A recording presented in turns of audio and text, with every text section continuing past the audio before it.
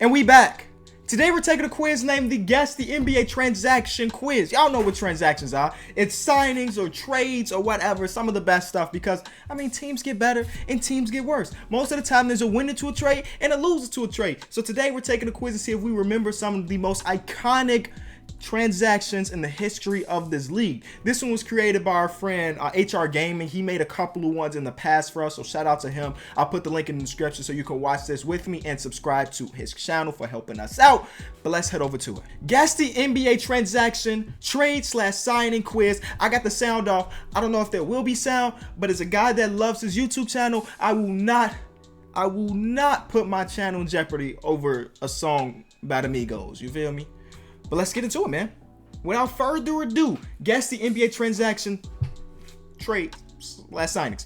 Okay, rules. I will tell you a major trade or signing that has happened in the NBA, but will replace the major player's name with a question mark. Your goal is to guess who the player is giving in the given time. 15 seconds. Let's get it. As a guy that studied this game, I feel very confident about this. As long as it's like current day kind of, don't ask me some stuff from the 70s because I don't know about the 70s at all, like close to zero. I don't even know how many teams there were in the 70s. Okay, we starting off with the 50s. That's even better than the 70s, ain't it? Okay, so the 1956 NBA draft trade, the Celtics made a trade getting rid of two guys who you will never hear of again. Sixers and that's got to be Bill Russell, just by the fact that the year is in the 50s. Shout out to Bill Russell. I'm hoping that's him. It's got to be Bill Russell. That's the only thing that kind of makes sense because he said like major transactions. Right. And another shout out to Bill Russell for what he did yesterday during the NBA award show. Me personally, I hate the NBA award shows. So the fact that Bill Russell came down to flip people off, mostly like Charles Barkley, I dig it. Bill Russell will forever be a legend forever. But yeah, I'm not a fan of NBA award shows. It's weird. Give the people mini rant. Give the people their awards at the end of the regular season. The regular season ended in April. Nobody cares anymore. The way they used to do it, whoever won MVP will find out at the end of the regular season. Then the first game of them in the playoffs at home, they raised their MVP trophy up for the fans. I remember Derrick Rose getting his. I remember LeBron getting theirs. He just raised it in front of the fans, and it's a beautiful festivity. And now they do it in the offseason. We don't get that. Imagine being an NBA player on vacation and you got to stop your vacation to go to this whack award ceremony. Couldn't be me. Rant over. Let's get back to it. 1996 free agency. A guy went from the Orlando Magic to the LA Lakers for a 7-year, $121 million contract, and he was a center. That was, of course, Shaquille O'Neal, who also, was at that award ceremony. I'm sure he's happy because he gets to finally go on vacation. Shout out to all the people that work the NBA media. Shaq. 100%. That's easy money sniper. Okay, the Spurs going to Chicago. Okay, I gotta get this one. Spurs get Will Perdue. Shout out to Will Perdue. Some cash, and the Bulls get a power forward. That is, of course, Dennis Rodman, one of the biggest fleecings ever. Dennis came here, got a couple rings, and that was it. Dennis Rodman was a winner. Definitely has always been a winner, and he was a winner before Chicago, and he was a winner in Chicago. After Chicago, I don't really remember what he did because he was no longer a Bull. But yeah, that's Dennis Rodman. He went from just a weird guy with green hair to a weird guy with green and black hair. Toronto Raptors to the Miami Heat. 2010 sign and trade. 2010, that's automatically the first big three. That'll be Chris Bosh going to Miami. He's the first dominant. Wait, he signed before. I think he signed before LeBron James did. He was there before LeBron. So he's the first domino in the big three. And people forget about how amazing Chris Bosh was because when he was in Miami, he was still good and all, but he was the third option. When he was in Toronto, he was the man, averaging 20 plus points. And it just so happened that they never really had a time where they built a team around him to really win. So I don't blame him for wanting out. Dallas Mavericks to the Phoenix Suns in 2004. Point guard, 6 years. That's Steve Nash. Steve Nash, man. Steve Nash played with some of the best ever. He went from he played with like Jason Kidd and Dirk. What team? The team had Jason Kidd and Steve Nash on the same roster. That's just wild to me. Cleveland Cavaliers, 2004, signing from the Cavs to the Utah Jazz, 6 years. This is back in the day where like people were signing crazy long contracts. $68 million is a lot, but in today's standards, it's not that much for 6 years. It's a little over $10 million a year. But like Jalen Rose signed a big like 7-year deal or something like that with the Pacers. So this is around that time where players were signing for a very, very long time. They were very loyal back then. Players don't do that no more. This is Carlos Boozer, ex-Bull and all, before he got to Chicago. He went to Utah, became an all-star, gone there, came to Chicago and he was all right. Never back to the all-star level, but this is Carlos Boozer here. 2004 free agency. I don't remember what type of player he was in Cleveland, but I know when he got to Utah, he was pretty good. But okay, so far we got a perfect score. 1998 NBA draft trade. Whoa, this is a Dirk. Shout out to Pat Garrity though. Pat Garrity will forever be a legend in my book, and it's just a weird story. But back in the day, me and my friends, we used to fake like we were the Orlando Magic. We were the Orlando Magic back in the day. One of my friends was a better basketball player than me, so he ended up being T-Mac, and I was Pat Garrity.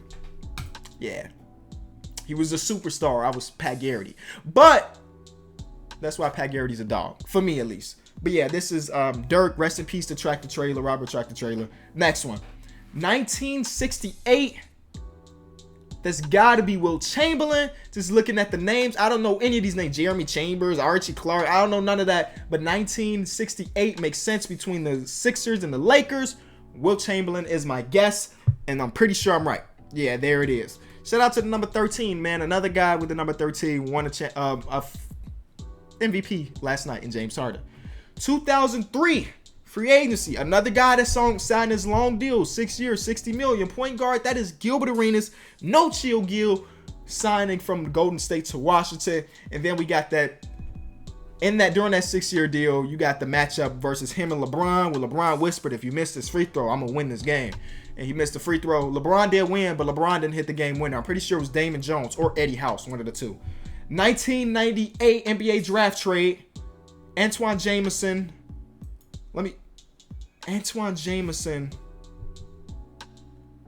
Tracy McGrady? Or was it Vince Carter? Ooh, 1998.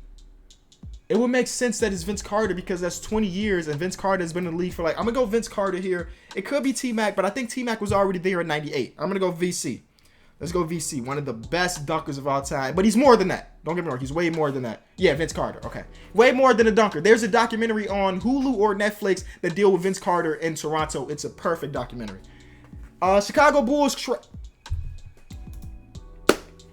Some of you younger fans may not know who Tyrese Thomas is. Once upon a time, the Chicago Bulls drafted a future all-star power forward and LaMarcus Aldridge. But before he could play a single minute as a Bull, we traded him away to the Portland Trail Blazers for Tyrese Thomas.